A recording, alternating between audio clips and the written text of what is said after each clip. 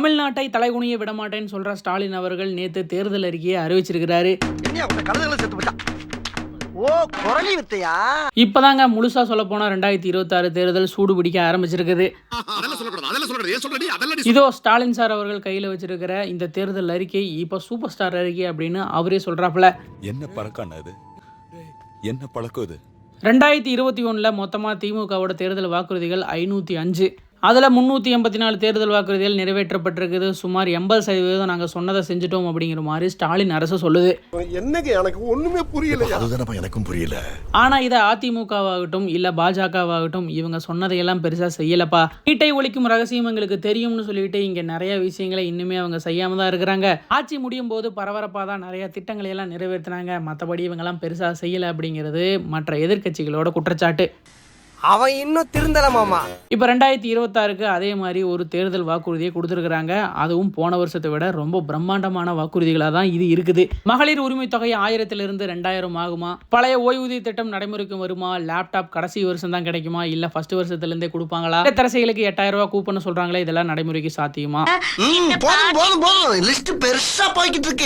டீட்டெயிலாக பார்க்கலாம் வாங்க. ஸ்டாலின் அவர்கள் எக்கச்சக்கமான தேர்தல் வாக்குறுதிகளை கொடுத்திருந்தாலும் அதிலிருந்து ஒரு 10 சிறப்பான தேர்தல் வாக்குறுதிகளை நம்ம டிஸ்கஸ் பண்ண போகிறோம். இந்த வாக்குறுதிகள் எல்லாம் மக்களை பெரிய அளவு கவரும் மனம் இருக்குது. ஆனால் இதுக்கெல்லாம் பெரிய அளவு செலவாகும் அப்படிங்கிறதும் குறிப்பிடத்தக்கது. இப்போ இருக்கிற தமிழ்நாட்டோட பொருளாதார நிலைமைக்கு இதெல்லாம் சாத்தியமே கிடையாது அப்படிங்கிற மாதிரி ஒரு சில பேரும், இல்லப்பா இதெல்லாம் தேர்தல் வாக்குறுதியெல்லாம் சும்மா சொல்லுவாங்க, அதெல்லாம் பண்ண மாட்டாங்க அப்படிங்கிற மாதிரி இன்னொரு தரப்பும் சொல்லுது. இதில் ஃபர்ஸ்ட் வாக்குறுதி 5 ஆண்டுக்குள்ள பார்த்தீங்கன்னா 35 லட்சம் மாணவர்களுக்கு மடிக்கணினி கொடுக்கறது. திமுக இப்போ தன்னோட ஆட்சி முடியும் போது தான் எல்லாருக்கும் மடிக்கணினி கொடுத்தாங்க. ஒரு லேப்டாப் 15000 ரூபான்னு கணக்கு போட்டால் 35 லட்சம் பேருக்கு கிட்டத்தட்ட 5250 கோடி செலவாகுங்க. அடுத்தது மகளிர் மேம்பாடு. மகளிர் உரிமை தொகை 1000 ரூபா கொடுத்தாங்க இல்லையா, அதை வந்து 2000 ரூபாயா கொடுப்பேன் அப்படிங்கிற மாதிரி சொல்லியிருக்காரு. இப்போ 1000 ரூபா கொடுத்துட்டு இருக்காங்க இல்லையா, அதுக்கு வருடத்துக்கு 12000 கோடி செலவாகுது. இதுவே 2000 ரூபானா கிட்டத்தட்ட 24000 கோடிக்கு மேலே செலவாகுங்க.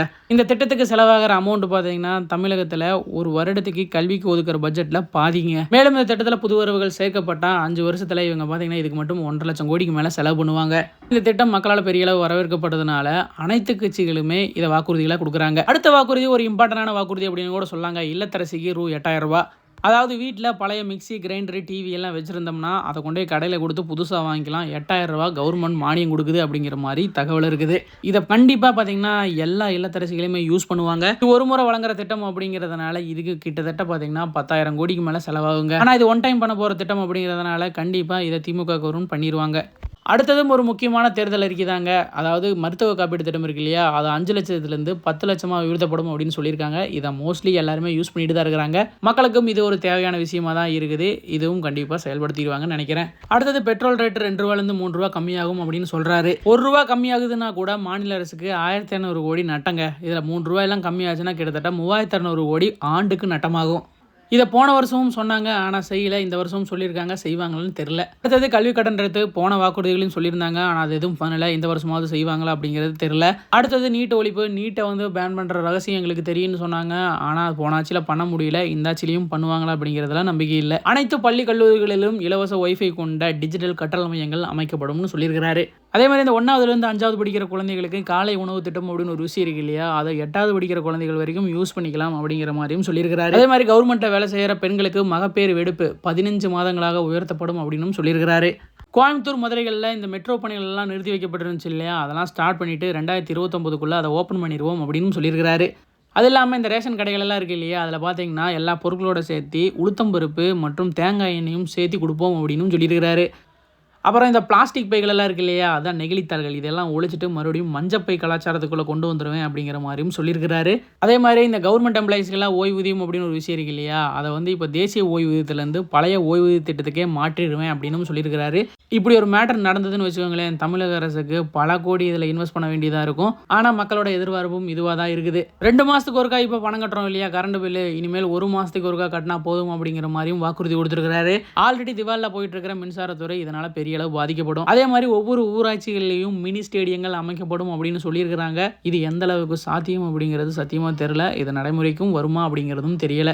5000 கோயிலுக்கு குடமுழுக்கு செய்யப்படுறதா சொல்றாங்க. 1000 கிராம தெய்வ கோயில்கள் மறுசீரமைக்கப்படும் அப்படிங்கிற மாதிரியும் வாக்குறுதி கொடுத்திருக்காங்க. அதே மாதிரி அனைத்து மாவட்டங்களிலும் உணவு மற்றும் தங்கும் வசதியுடன் கூடிய தரம் வாய்ந்த விளையாட்டு விடுதிகள் அமைக்கப்படும் அப்படிங்கிற மாதிரி சொல்லியிருக்காங்க. தகவல் தொழில்நுட்ப ஏற்றுமதி 2 லட்சம் கோடியிலிருந்து 5 லட்சம் கோடியாக 2 மடங்கு உயர்த்துவோம் அப்படிங்கிற மாதிரியும் வாக்குறுதி கொடுத்திருக்காங்க. 18 லட்சம் கோடி அந்நிய முதலீடுகளை ஈர்த்து 50 லட்சம் இளைஞர்களுக்கு வேலை வாய்ப்பு கண்டிப்பா கொடுத்துருவோம் அப்படிங்கிற மாதிரியும் சொல்லியிருக்காங்க. சென்னையில் மீண்டும் ஒரு செம்மொழி மாநாடு நடத்தப்படும். அதே மாதிரி 2 லட்சம் புதிய வேலைவாய்ப்புகளை உருவாக்குறதுக்கு 2030ஆம் ஆண்டுக்குள்ள ஒவ்வொரு மாவட்டத்திலையும் நியோ டைட்டில் பூங்காக்கள் அமைக்கப்படும் அப்படின்னு சொல்லியிருக்காங்க. உயர்கல்வி முடிச்ச 5 லட்சம் இளைஞர்களுக்கு வேலைவாய்ப்பு கொடுக்குற வகையில் நான் முதல்வன் திட்டத்தின் கீழ் 1500 மாத உதவித்தொகையுடன் 6 மாச பயிற்சியும் வழங்கப்படும் அப்படின்னு சொல்லியிருக்காங்க. மாவட்டங்கள்ல இருந்து வட்டங்கள் வரைக்கும் உள்ள ஹாஸ்பிட்டல்களில் டயாலிசிஸ் சிகிச்சை கருவிகள் 2 மடங்கு ஆக்கப்படும் அப்படின்னு உத்தரவாதம் கொடுத்திருக்காங்க. அரசு அமைப்புகளில் இருக்கிற 1.5 லட்சம் காலி இடங்கள் விரைவாக நிரப்பப்படுமாம். அது மட்டும் இல்லாமல் அரசு அலுவலர்கள் ஆசிரியர்களுக்கெல்லாம் பதவி உயர்வு உரிய நேரத்திலையும் கொடுத்துருவோம் அப்படிங்கிற மாதிரியும் வாக்குறுதி கொடுத்துருக்காங்க. பேரிடர் காலங்களில் விவசாய இழப்பீடுகள் எல்லாம் பார்த்தீங்கன்னா கொஞ்சம் அதிகப்படுத்தியிருக்கிறாங்க. மகளிர் சுய உதவி குழுவில் இருக்கிற பெண்களுக்கெல்லாம் பிணை எதுவும் இல்லாமல் 5 லட்சம் வரைக்கும் மானியத்தோட வங்கி கடன் கொடுப்போம் அப்படிங்கிற மாதிரியும் சொல்லியிருக்காங்க. மீன்பிடி தடை காலத்தில் மீனவர்களுக்கு 8000 ரூபாய் நிவாரணமாக கொடுப்பாங்க இல்லையா, அதை 12000 ரூபாயா உயர்த்துவாங்களாம். அதே மாதிரி மீன் கம்மியாக இருக்கிற சமயத்தில் 6000 ரூபாய் கொடுப்பாங்க இல்லையா, அதை 8000 ரூபாயாவும் மாற்றிருக்கிறாரு. முதியோர் உதவித்தொகை 1200லிருந்து 2000 ரூபாயாகவும் மாற்றுத்திறனாளிகளுக்கான உதவித்தொகை 1500லிருந்து 2500ஆகவும் உயர்த்தப்படும் சொல்லியிருக்காங்க. அதே மாதிரி நெல் கொள்முதல் விலை குவிண்டாலுக்கு 3500 ரூபாய் உயர்த்துவாங்களாம். அதே மாதிரி கரும்போட கொள்முதல் விலை ஒரு டன்னுக்கு 4500 ரூபாயும் உயர்த்துவாங்களாம். அடுத்த 5 ஆண்டுகளில் பார்த்தீங்கன்னா 10 லட்சம் புதிய வீடுகள் கட்டித்தரப்படும் அப்படின்னு சொல்லியிருக்காங்க. அதே மாதிரி இந்த ஸ்கூல் காலேஜில் படிக்கிற SC ST மாணவர்களுக்கெல்லாம் ஸ்காலர்ஷிப் கொடுப்பாங்க இல்லையா, அதோட ரேட்டும் பார்த்தீங்கன்னா கொஞ்சம் அதிகமாக கொடுப்பாங்க அப்படிங்கிற மாதிரி சொல்லியிருக்காரு.